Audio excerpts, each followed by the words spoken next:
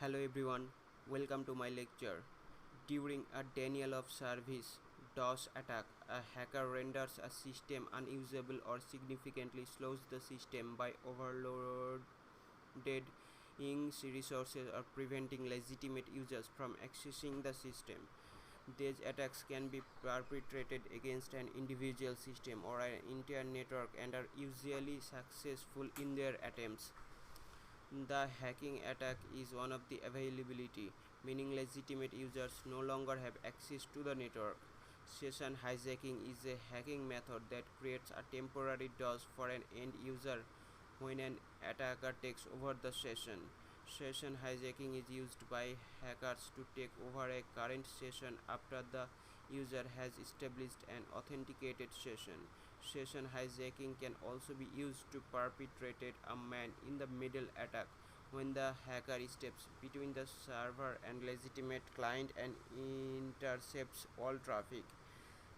This lecture explains DOS attacks, distributed denial of service attacks, and the elements of session hijacking such as spoofing methods, the TCP three-way handshake, sequence number prediction, and how hackers use tools for session hijacking.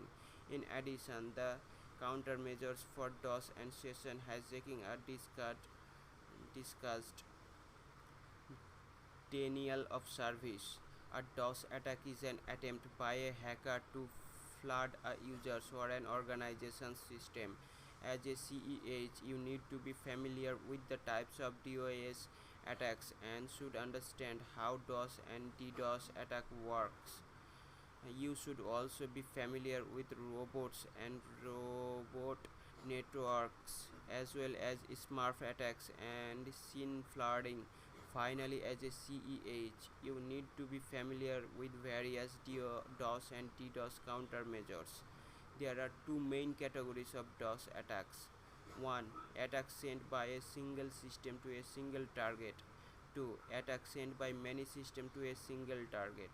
The goal of DOS isn't to gain unauthorized access to machines or data, but to prevent legitimate users of a service from using it. A DOS attack may do the following: 1.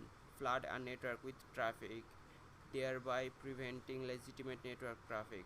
2. Disrupt connections between two machines, thereby preventing access to a service. 3. Prevent a particular individual from accessing a service. 4. Disrupt service to a specific system or option. Different tools use different types of traffic to flood a victim, but the result is the same. A service on the system or the entire system is unavailable to a user because it's kept busy trying to respond to an exorbitant number of requests. How DDoS attack work?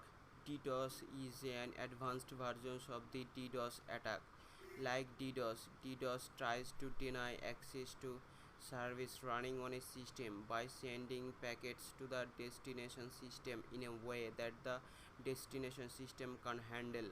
The key of a DDoS attack is that it relies attacks from many different hosts. Hacking tools. Trino is a tool that sends user datagram protocol traffic to create a DDoS attack. The Trino master is a system used to launch a DOS attack against one or more target system. The master instructs agent processes on previously compromised systems to attack one or more IP addresses. This attack occurs for a specified period of time. The Trino agent or daemon is installed on a system that suffers from a buffer overflow vulnerability. WinTrino is a Windows version of Trino and has the same functional as Trino. Seft is a derivative of the Trino tool that uses UDP communication between masters and agents. Seft provides statistics on the flood attack that attackers can use to know when the victim system is shut down. Seft provides UDP, ICMP, and TCP flooding attack options. Tribal flood network allows an attacker to use both bandwidth depletion and resource depletion attacks. TFN does UDP and ICMP flooding as well as TCP, SYN and SMARF attacks. TFN2K is based on TFN with features designed specifically to make TFN2K traffic difficult to recognize and filter. It remotely executes commands, hides the sources of the attack using IP address spoofing, and uses multiple transport protocols. Stretchel threat is similar to TFN and includes ICMF flood, UDP flood, and TCP SYN attack options. It also provides a secure telnet connection using symmetric key encryption between the attacker and the agent system. This prevents system administrators from intercepting and identifying this traffic. MStream uses smoothed TCP packets with the ACK flag set to attack a target. It consists of a handler and an agent portion, but access to handler is password protected. The services under attack are those of the primary victim. The compromised systems used to launch the attack are secondary victims. These compromised systems which send the DDoS to the primary victim are sometimes called zombies or bots.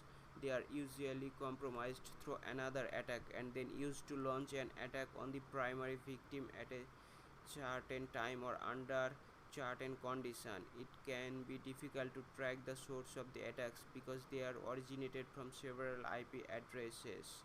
Master and slaves in a DDoS attack are shown below. How bots/botnets work. A bot is short for web robot and is an automated software program that behaves intelligently.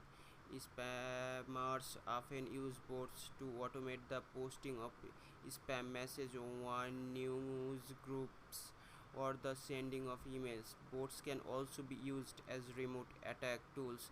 Most often, bots are web software agents that interface with web pages. For example, web crawlers, spiders are web robots that gather web page information. The most dangerous bots are those that covertly install themselves on users' computer for malicious purposes. Some bots communicate with other users of internet-based services via instant messaging, internet relay chat, or another web interface. These bots allow IRQ users to ask questions in plain English and then formulate a proper response. Such bots can often handle many tasks, including reporting weather, providing zip code information, listing sport scores, converting units of measures such as currency, and so on. A botnet is a group of bot systems. Botnets serve various purposes including DDoS attacks, creation or misuse of simple mail transfer protocol, mail relays for spam, internet marketing fraud, and the theft of application serial numbers, login IDs, and financial information such as credit card numbers. Generally, a botnet refers to a group of compromised systems running a bot for the purpose of launching a coordinated DDoS attack. Anatomy of a distributed DOS attack are shown below.